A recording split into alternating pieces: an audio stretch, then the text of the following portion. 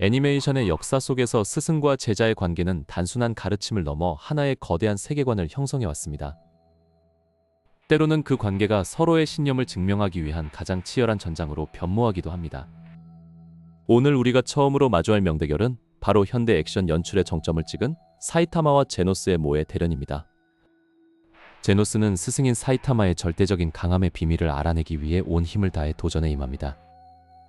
대련이 시작되자마자 제노스의 전신기계 장치들이 엄청난 굉음을 내며 가동되기 시작합니다. 제노스는 지면을 박차고 나가며 순식간에 눈으로 쫓을 수 없는 초고속 이동을 선보입니다. 하지만 사이타마는 미동조차 하지 않은 채 멍한 표정으로 제자의 돌격을 기다립니다. 제노스의 소각포가 불을 뿜으며 거대한 화염 폭풍이 사이타마의 전면을 완전히 덮쳐버립니다. 대지를 불태우는 압도적인 화력에도 불구하고 그 연기 속에서 사이타마는 유유히 걸어 나옵니다. 제노스는 스승의 그림자조차 붙잡지 못하고 있다는 사실을 깨닫고 더욱더 초조해지기 시작합니다. 제노스는 다시 한번 공중으로 도약하여 연속적인 발차기와 에너지 포격을 사방으로 퍼붓습니다. 사이타마는 그 모든 공격을 가벼운 스텝만으로 종이 한 장 차이로 전부 회피해냅니다. 제노스는 비로소 자신이 상대하고 있는 존재가 얼마나 거대한 벽인지 온몸으로 실감하게 됩니다. 마지막 일격을 가하려는 순간 제노스의 등 뒤로 순식간에 사이타마의 거대한 실루엣이 나타납니다. 사이타마의 주먹이 제노스의 얼굴 바로 앞에서 멈추는 순간 순수한 물리적 풍압만으로 거대한 산맥이 날아가 버립니다.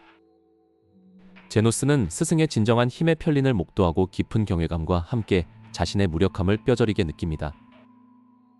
이 대련이 힘의 격차를 보여주는 유쾌하면서도 압도적인 싸움이었다면 다음 대결은 피눈물 나는 비극의 시작입니다. 바로 나뭇잎 마을의 3대 호카게인 히루젠과 그의 가장 아끼던 제자 오로치마루의 비극적인 생사결입니다. 오로치마루는 자신의 뒤틀린 야망과 영생에 대한 집착을 실현하기 위해 스승의 목숨을 노리고 돌아왔습니다.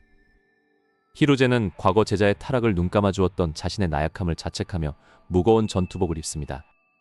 오로치마루는 금기된 술법인 예토전생을 사용하여 과거의 전설적인 호카게들을 소환해냅니다. 스승의 손으로 키워낸 제자가 이제는 스승의 선대들을 꼭두각시로 만들어 공격하는 최악의 불효가 자행됩니다.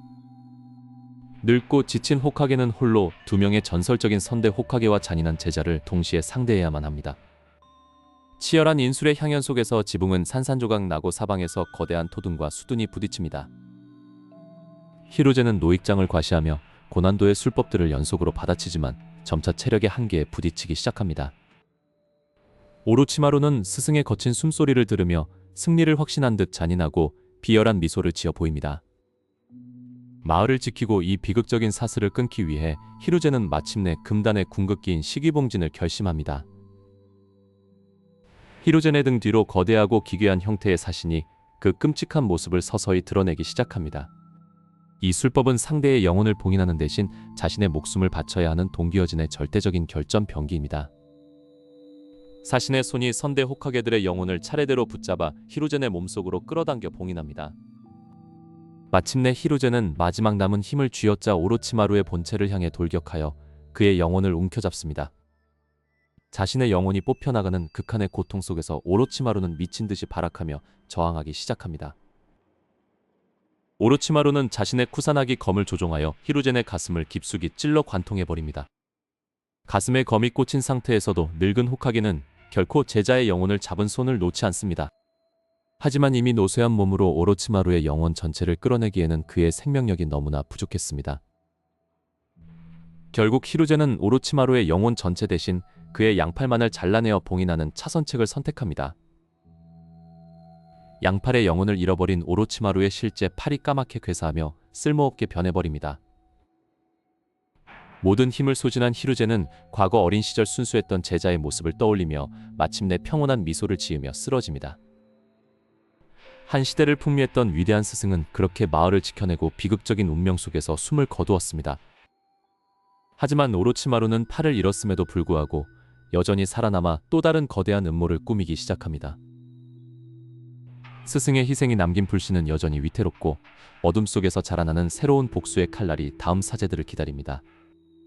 나뭇잎 마을을 뒤흔든 비극의 연쇄 속에서 다음 장에서는 영혼의 한계를 시험하는 더욱 잔혹하고 아름다운 사투가 우리를 찾아옵니다. 비극적인 나뭇잎 마을의 잔혹한 연쇄가 끝난 뒤 우리는 영혼의 깊은 심연 속에서 칼날을 부딪히는 두 괴물을 만나게 됩니다. 소울 소사이어티의 가장 깊은 어둠이 내린 무관에서 초대 켄파치 우노하나 레츠가 차가운 미소를 지으며 걸어 나옵니다. 그녀의 맞은편에는 오직 더 강한 싸움만을 갈망해온 전투의 귀기 자라키 켄파치가 서서 살기를 뿜어내고 있습니다. 이 싸움은 단순한 권력 투쟁이 아니라 과거로부터 이어진 기묘한 업보를 끊어내기 위한 잔혹한 의식입니다. 과거의 어린 자라키에게 유일한 패배를 안겨주었던 스승 우노하나는 제자의 잠긴 한계를 풀기 위해 검을 뽑아듭니다. 자라키는 본능적으로 가슴이 뛰는 것을 느끼며 무지막지한 힘으로 검을 하향 조정하여 내리찍습니다. 두 개의 거대한 참격이 정면으로 부딪히는 순간 무관 전체가 요동치며 무시무시한 충격파를 만들어냅니다. 우노하나의 검술은 너무나 정교하여 자라키의 거친 맹공을 순식간에 흘려버리고 그의 살점을 파고듭니다. 치명적인 상처를 입을 때마다 자라키는 죽음의 문턱에서 과거에 스스로 봉인했던 진정한 힘을 조금씩 되찾기 시작합니다. 우노하나는 제자가 자신을 넘어서기를 바라며 회도 스킬로 그의 상처를 치료하고 다시 검을 겨눕니다. 죽음과 재생이 끝없이 반복되는 가혹한 굴레 속에서 자라키의 야수 같은 본능이 완전히 깨어납니다.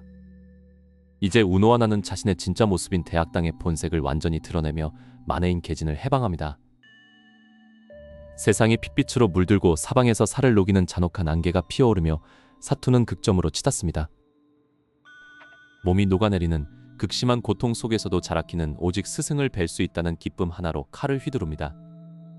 마침내 자라키의 거대한 일격이 우노하나의 가슴을 깊숙이 꿰뚫으며 기나긴 사제 관계의 종지부를 찍습니다. 스승의 쓰러지는 몸을 붙잡은 자라키는 처음으로 싸움의 승리 앞에서 뜨거운 눈물을 흘리며 오열합니다. 제자를 최고의 자리에 올려놓고 떠난 스승의 고결한 희생은 가슴 먹먹한 여운을 남기며 무대를 다음 이야기로 넘깁니다. 칼날로 소통했던 잔혹한 세계를 벗어나 우리는 현대의 평범한 도시 골목에 위치한 기묘한 사무실로 향합니다. 그곳에는 영능력이 전혀 없으면서도 영등등 상담소를 운영하는 자칭 천재 영능력자 레이겐 아라타카가 있습니다. 그리고 그의 밑에는 엄청난 초능력을 숨기고 있지만 지극히 평범하게 살아가고 싶은 중학생 모브가 서 있습니다. 레이겐은 온갖 현란한 말재주와 사기적인 마사지 기술로 진짜 악령들을 퇴치하는 기행을 선보입니다.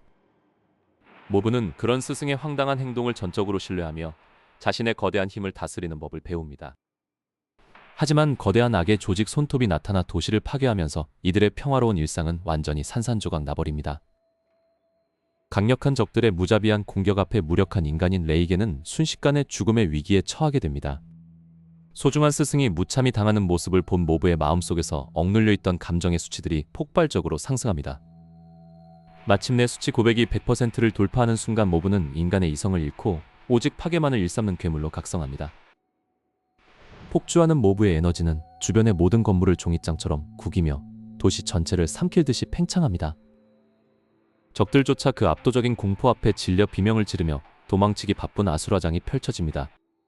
오직 레이겐만이 그 파멸의 소용돌이 중심부를 향해 아무런 초능력도 없이 맨몸으로 걸어가기 시작합니다. 날카로운 파편들이 몸을 찢고 강력한 중력이 앞길을 가로막아도 레이겐은 걸음을 멈추지 않습니다. 제자가 괴물이 되어 평생의 죄책감을 안고 살아가게 둘 수 없다는 스승의 절박한 책임감 때문이었습니다. 폭주의 한복판에 도달한 레이겐은 마침내 모브의 이름을 크게 외치며 소년의 어깨를 꽉 움켜잡습니다. 순간 모브의 파괴적인 에너지가 레이겐을 덮쳐 당장이라도 소멸시킬 듯한 위험한 기류가 흐릅니다. 하지만 레이겐은 도망치지 않고 그동안 숨겨왔던 자신의 초능력 없는 진실을 담담하게 고백합니다. 사기꾼으로 살아온 비겁한 자신을 믿어준 유일한 사람인 제자에게 미안하다는 눈물의 고백이 이어집니다. 힘을 가졌다고 해서 특별한 괴물이 될 필요는 없으며 너는 그저 평범한 아이일 뿐이라고 안아줍니다. 진심 어린 위로를 받은 모브의 하얗게 변했던 눈동자가 원래의 맑고 순수한 중학생의 모습으로 돌아옵니다. 도취적인 폭풍이 완전히 가라앉고 두 사람은 무너진 잔해 위에서 서로를 의지한 채 조용히 일어섭니다. 아무런 힘이 없던 스승이 오직 진심의 무게 하나로 세상을 구하고 제자의 마음을 치유해낸 위대한 순간이었습니다. 이처럼 말과 검으로 제자들을 이끈 스승들의 감동이 가시기도 전에 다음 장에서는 거친 야생 속에서 싹튼 더욱 기묘하고 냉혹한 사제의 연이 기다리고 있습니다. 앞선 장에서 살펴본 사제들의 뜨거운 유대를 뒤로한 채 이제 우리는 거친 야생과도 같은 전장 속에서 피어난 더 냉혹하고도 깊은 인연의 세계로 발을 내딛습니다. 전설적인 대결의 대미를 장식할 이번 장의 첫 번째 주인공은 바로 마법 세계의 절대적인 강자 길다트와 그의 제자이자 아들 같은 존재인 나치입니다. 페어리테일의 최강 마도사로 불리는 길다트는 언제나 나치가 넘어야 할 거대한 산이자 동경의 대상이었습니다. S급 마도사 승급 시험이라는 엄숙한 무대에서 마침내 두 사람은 단순한 장난이 아닌 진정한 전사로서 마주하게 됩니다. 나츠는 자신의 모든 힘을 쥐어짜내며 거대한 불꽃을 주먹에 두르고 스승을 향해 무모할 정도로 맹렬하게 돌진하기 시작합니다. 하지만 길다트는 눈 하나 깜짝하지 않고 단 한 걸음의 미동도 없이 그 압도적인 공격을 정면으로 받아낼 준비를 합니다. 나치의 모든 마력이 담긴 강력한 화염 공격은 길다트의 손끝에 닿는 순간 허무하게 분쇄되어 허공으로 흩어집니다. 자신의 공격이 전혀 통하지 않자 나츠는 더욱 분노하며 끝없는 난타를 퍼붓지만 스승의 방어막은 무겁고 견고했습니다. 이때 길다트는 장난기 가득했던 눈빛을 거두고 진정한 강자의 위압감이 무엇인지 제대로 보여주기로 결심합니다. 그의 몸에서 뿜어져 나오는 상상을 초월하는 거대한 마력의 압력은 주위의 거대한 암석들마저 순식간에 가루로 만들어 버립니다. 단 한 번도 경험해보지 못한 죽음이라는 공포의 실체를 마주한 나츠는 주먹을 쥔 채 그대로 자리에 얼어붙고 맙니다. 무릎을 꿇고 주저앉은 제자의 머리를 부드럽게 쓰다듬으며 길다트는 강함보다 더 중요한 가치를 조용히 건넵니다. 그것은 바로 자신의 한계를 인정하고 공포를 아는 자만이 비로소 타인에게 진정으로 상냥해질 수 있다는 위대한 깨달음이었습니다.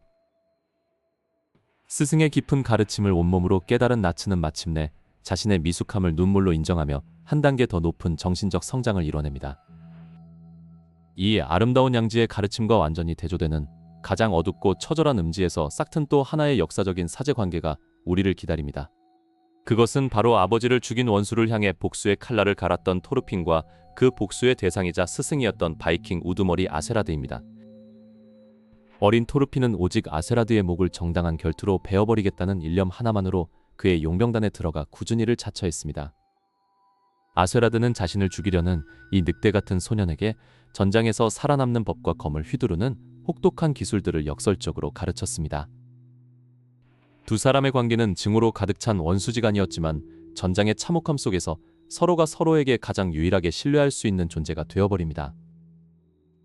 긴 세월 동안 수많은 결투를 거치며 토르핀은 성장했지만 아세라드의 노련함과 영악한 벽을 단 한 번도 넘어서지 못했습니다.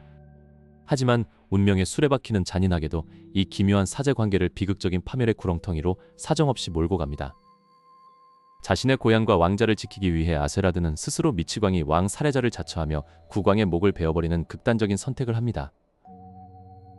순식간에 아수라장이 된 왕궁 안에서 수많은 군사들의 칼날이 아세라드의 몸을 향해 무자비하게 쏟아집니다.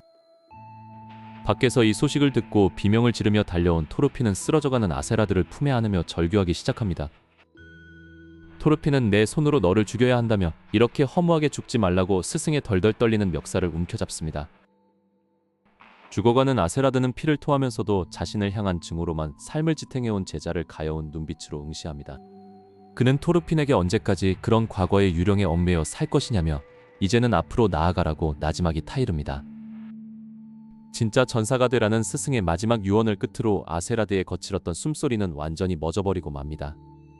유일한 삶의 목표이자 미워했던 스승을 잃은 토르핀은 영혼이 빠져나간 듯한 공허한 비명을 지르며 바닥으로 단검을 떨어뜨립니다. 이 비극적인 결말은 단순한 복수극을 넘어 한 인간이 증오를 딛고 진정한 전사로 거듭나게 만드는 처절한 세례식이었습니다. 이처럼 우리가 마주한 위대한 스승과 제자들의 대결은 단순한 무력의 충돌을 넘어 신념의 계승이었습니다. 사이타마의 압도적인 힘 앞에서 자신의 한계를 통감하고 배움을 청했던 제노스의 진중한 다짐이 그러했습니다. 마을을 지키기 위해 비극적으로 제자의 손에 생을 마감해야 했던 3대 호카게 히루젠의 숭고한 나뭇잎 정신도 마찬가지였습니다. 오직 제자의 잠재력을 완전히 깨우기 위해 자신의 목숨까지 아낌없이 내던졌던 우노 하나의 처절한 검과 사랑도 있었습니다. 사기꾼이라는 허울 속에서도 제자의 폭주를 막기 위해 진심 어린 포옹을 건넸던 레이겐의 인간적인 따스함도 우리는 기억합니다. 스승은 제자에게 단순한 지식을 전달하는 존재가 아니라 험난한 세상 속에서 올바른 길을 비춰주는 등불과도 같습니다. 제자는 스승의 등을 바라보며 성장하고 마침내 그 가르침을 흡수하여 스승이 남긴 위대한 발자국을 당당히 넘어서게 됩니다.